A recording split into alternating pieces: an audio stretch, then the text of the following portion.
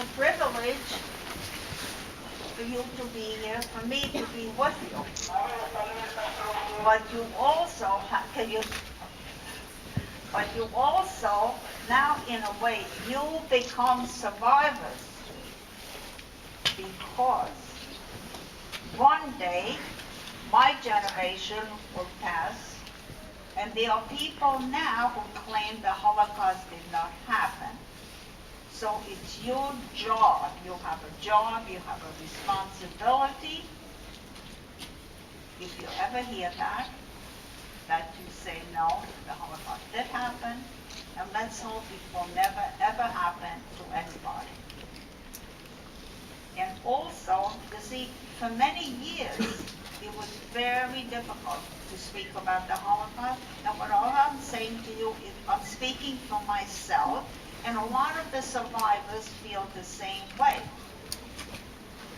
For years, I could really not speak about it until, a good many years ago, maybe 20 some odd years ago, I read an article in the New York Times. I think it was written by Elie Wiesel.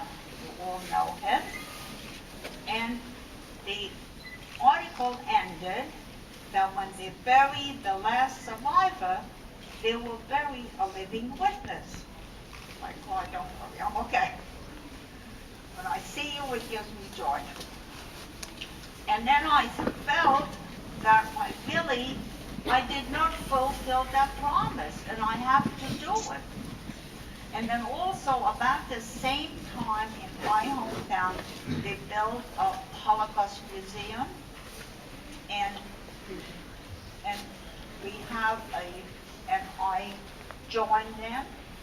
They bring people, children, mostly children, to the center, or we go out to the schools and we speak about the Holocaust because it's really very, very important.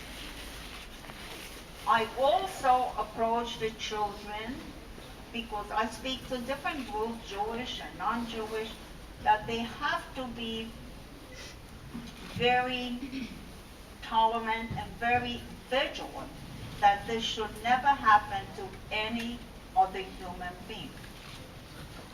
See, I was raised to be a proud Jew and respect everybody else. That's how I raise my children, and that's how I live. Now I'll just, as I said, I'll tell you my story, and we'll leave time for questions. I was born in a small town. When I was born, it was Hungary. When I started school, when I was born, it was Czechoslovakia. When I started school, it became Hungary, and now it's Slovakia. And it's very near the capital of Slovakia, that is Bratislava. I had a grandmother who lived there, and between Bratislava and our small town, it was about a 1-hour bus ride.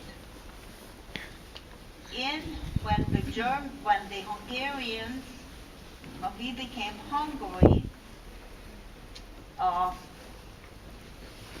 in the middle, that 1-hour bus ride, in the middle was the border. And this is very important because things that happened there. Okay? The town I lived in, we had about 260 Jews, about 1,200 people. It was Catholics, Protestants, Gypsies, and Jews. And amongst these 1,200, we were 260 Jews, about 60, 65 families. We lived very cohesively together. I never experienced any anti-Semitism. The Catholic priest played tennis with the Jewish doctor. My father, he lived in that city practically all his life. And we got along with everybody. To school, public school, we went in separate ways. like when I say public school, elementary school, I should say, from kindergarten to about sixth grade. The Jewish children went behind the synagogue to one room schoolhouse. The Catholic kids behind the church, and the Protestant kids behind their temple. But we did mingle. Once junior high, and I did go to junior high also, then we were all together. But people stick to their own. And I come from an Orthodox family, what we call now Young Israel. And it was really a good life. I was the eldest. I had two younger siblings. We lived in a large, multi-dwelling home. We had an apartment, my parents, my two sisters. I had an aunt and uncle, they had an apartment, and I had a grandmother, she had a third apartment. And my father was a storekeeper. He had a shoe store, shoes for the whole family, and some men's clothing. That's how it was those days, and men's hats. And so, as I said, we lived well. Then things started to happen. We heard rumors that Polish people were taken to concentration camp. But my parents, believing humanity and religious, they always felt this will happen, and the war will be over, and you know, all kinds of rumors were going around that this will not happen, it will not hit us. However, then the first thing that started, as I mentioned to you, we lived on the border, and then also when people say that the Jews went into the camps like sheep to slaughterhouse, that's really, there was resistance in various ways. Of course, yesterday we learned about Warsaw, the Warsaw Ghetto Uprising, and even in my small town there was some resistance. What I was told with some of my friends, that time I had my 15th birthday in the camp, so you know, I was young. And we were told if there were people coming through the border, excuse me, 1 second.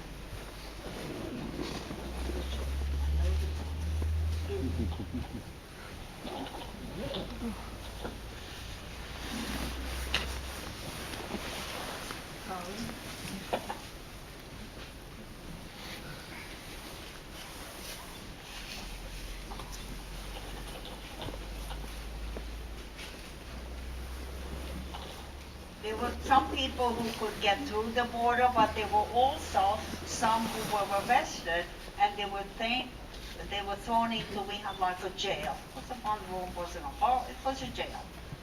And all we were told, a few of my friends, that we could take food for these people, and do tell them that before they eat the sandwich, they made sandwiches, they should check it and see if they like the food. This I found out after the war. What it was, they put slips of papers in the sandwich to tell the people whom to get in touch with, and which route to try next time. As I said, I found this out after the war. And then one Friday, and it wasn't just my parents that were involved, but a few of the people in my hometown. And then one day, that was still, the Germans weren't there yet, but already was the Hungarian police. They arrested, it was on a Friday, they took my parents away, and also a few of my friends, a few other families, a couple.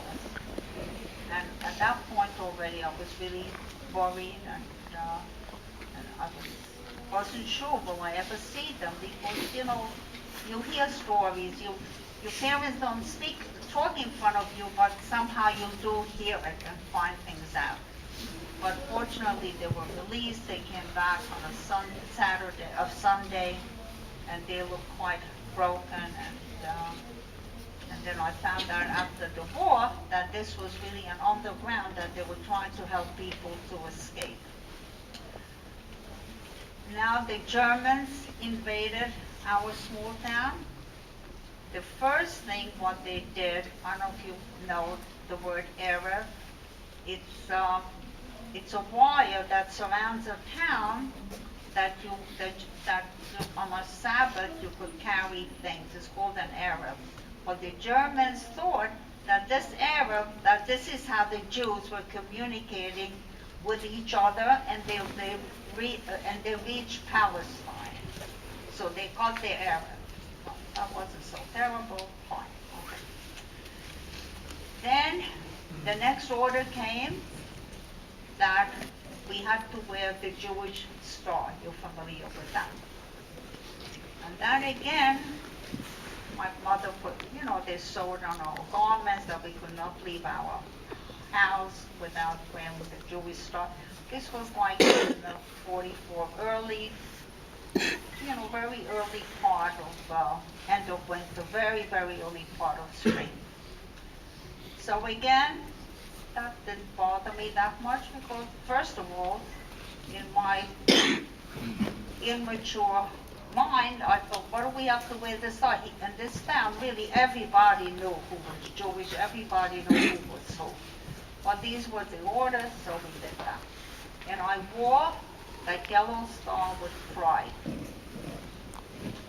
Then things started to happen, and they confiscated our radios.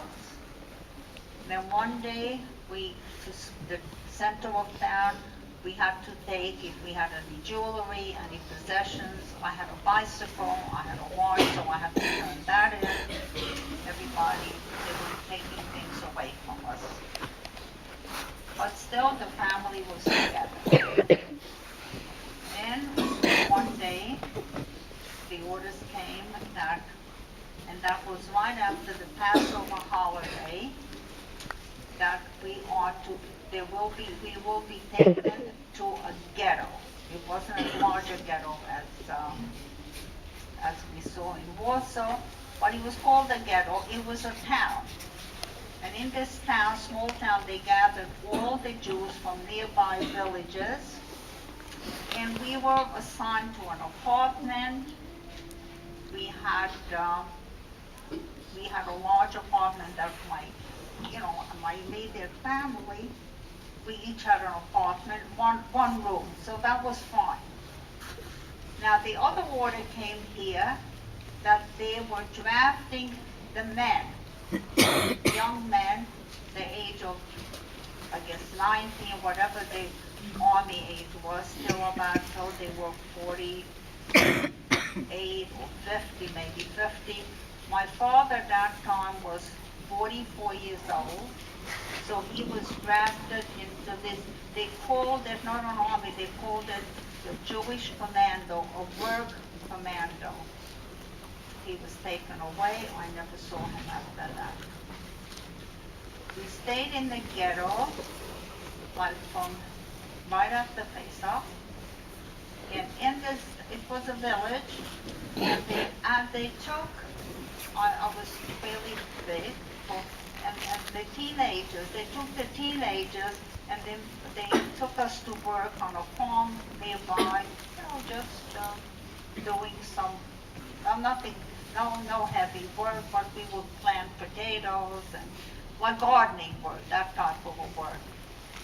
And I went with my friends, and then the younger children, they set up like a home tutoring, and the parents were trying, whoever was around, they were trying to have for the children to have as normal or as good a life as that it could be. So we stayed in this ghetto for a few weeks, and it was right after Shavuot, the holiday. We were still there.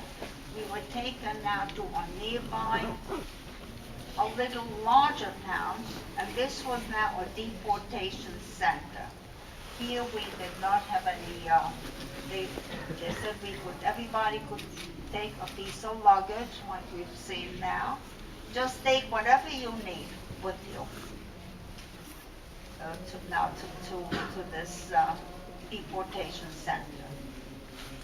And we went there, we stayed there. Here already we were not assigned any apartment. It was a lumber yard that was converted, so we slept on the floor and just set up some food kitchen, whatever. And we only stayed there a few days. Then we were marched to the train station. You've seen shoved into the cattle cars, and we traveled. It was already hot. You tried to stay near your family, and you really, when I look at the map, later on, it's not such a long distance. We traveled maybe a day and a half, and we arrived in this wonderful place, and we saw, the first thing we saw, the sign, Arbeit macht frei. The chimneys are no longer here. They were huge, huge chimneys. There were flames coming out of the chimney. There was a horrendous odor. And I saw people behind these barbed wires. They really didn't even look, they looked like skeletons. And these were some of the Polish people who were here for many years already. And when we asked them, what's that smell? And, and they would say, that's your mother, that's your sister, that's what they are. So, I'm sorry, I'm also jumping ahead. When we arrived here in Auschwitz, when the trains opened, the Germans were yelling, and the soldiers they're always dressed impeccably. They always wore these high-polished shoes. They were holding on to a guard dog and a whip. They always had a pistol tucked into their boots. And they kept yelling to get out, and we had to form a line, and we had to go in front of this doctor. That was Dr. Mengele. Of course, I didn't know his name. He didn't ask to wait. As we approached him, he formed two lines. People who looked strong, pushed them on one side, and people who were holding on to children. Like my mother was only 39 years old. She was holding my sister's hands, and one was 9, one was 11, and I was tall, much taller than I am now, and he put me on one side, excuse me, with some of my friends, and we were taken into the room. We had to get undressed, and my mother's very close friend of my mother's, and she had a daughter my age, but she had scoliosis, and she had to wear a corset. I remember that, and she said to this soldier, he said, could my daughter just hold on to the corset? Could she keep this because she cannot walk without it? So this soldier said, really? So let her come with me. And of course her mother wanted to go with her, but the soldier would not allow it. Of course she was taken, and she was put in a gas chamber also. So now her mother, she stayed with myself, and we all tried to stay together from my hometown. We were taken into a room. We had to first, they shaved our hair completely. Then we had to strip naked. Then they put us into a room. I don't know if you saw it later. It was a room about 14 by 16. There were spigots on the ceiling. And we never knew at that point, we did hear that there were gas chambers, but again, you just don't want to believe it. And we never knew whether water or gas would come out of there. So of course, it was water always. And that's what they called be loud. That's how we were showered. When we came out of there, they didn't give us a towel. We had nothing. They just tossed a garment at you. not even any underwear, nothing. And then we did go to a corner and we were able to pick a pair of shoes that fit out, that was fairly comfortable because we had to be marched to work. So, and then they gave us a bowl, and that was our only possession. Not a toothbrush, not a soap, a towel, forget a towel. And then we were brought into these barracks. The woman, we stayed on the side of Birkenau. And this side, Auschwitz, where the men were, and there was a trench between us, and so people could not go back and forth. And the barbed wires, and then these towers, a lot of them are gone also. They always had soldiers there, and all night there was light going around, so people really couldn't escape. At this point already, there was no escape. But we were all just hoping that things will change. Now, we stayed in the barracks. I don't know if I think there's one with those bunks. You've seen the bunks. We did not have a mattress. We didn't have any pillows. Some of them had some straw, some didn't, and 3 people shared one level on the one level stay. And in the morning they woke us up very early. They gave us some black coffee. I don't know what it was made out of, but it was hot. And a piece of bread. And at night we got a bowl of soup. Now the bread, strangely enough, it had such a sour taste. You'll remember the taste. I think it was baked from the hull of the wheat, so I probably had a lot of nourishment, spite of what they wanted us to have. And when the person who walked us around, when she said that we were given 800 calories, I really don't think that a bowl of soup and a piece of bread would be 800 calories. And the soup was made out of, again, just the peel of a potato or beets or whatever. Everything was thrown in there. Occasionally you would find some kind of a meat. We didn't quite know what kind of meat it was. But whatever they gave us, we ate. And they put sometimes it had some like oatmeal in it, and sometimes it was just water and some of that vegetable. And they woke us up every morning. The Germans kept very, very strict records. We had to stand outside till every person was counted for. If someone died during the night, or if someone passed out, then we would schlep them out and we'd try to stand them and hold on to them so maybe they would be okay. But if they died, someone died, we had to wait till they found the body, drag the body out. And we stood sometimes like that for hours. And then we were dismissed, and we were just walking around aimlessly in Auschwitz, but in Birkenau, but it wasn't that long. We stayed here, and the trains kept coming. All day the trains, and the trains, and the trains. And of course, fire was coming out of the chimney. And then, if they needed a few hundred people to be taken to work, and of course, with my friends, we tried to, I forgot to tell you, that after we were showered, we stood online and we got a tattoo. I had a number, A17291. I don't have the number anymore, I'll tell you later.